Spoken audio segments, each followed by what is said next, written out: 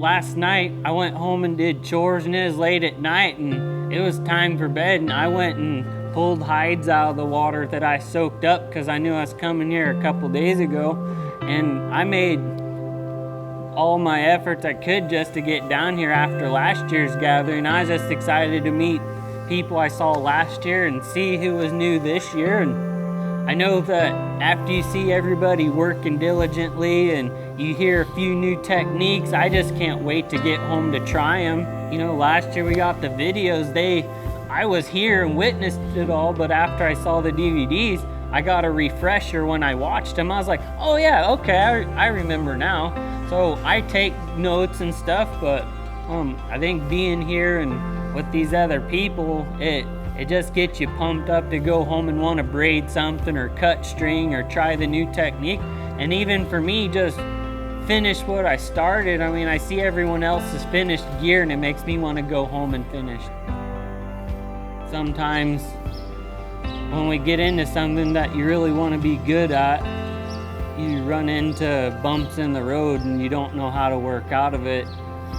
It kind of plays a toll on you a little bit, and you get discouraged and you feel like you want to quit or you don't know what to do. If you've got mentors or friends that are in the industry, you can always give them a call, and they're a support system. They're not just other people in the industry.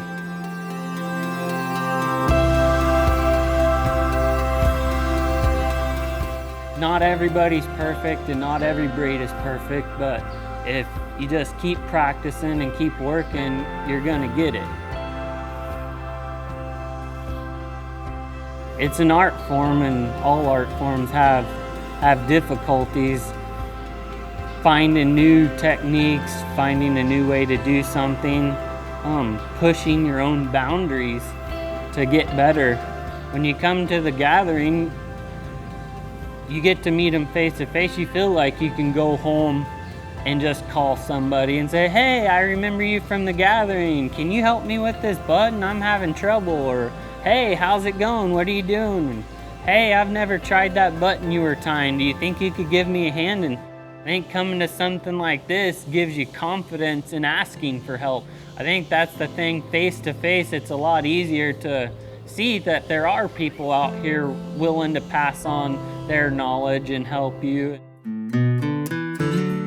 There's a lot of purpose behind what you're gonna braid, finding what aspect of braiding that you wanna do. Do you wanna make working gear? Do you wanna make collector type gear?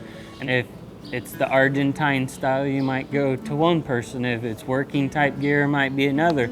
If you're needing help prepping hides, there's people who have specialized in that. So in different areas, you might contact different people, and that's the thing, is there's a lot of different good people here.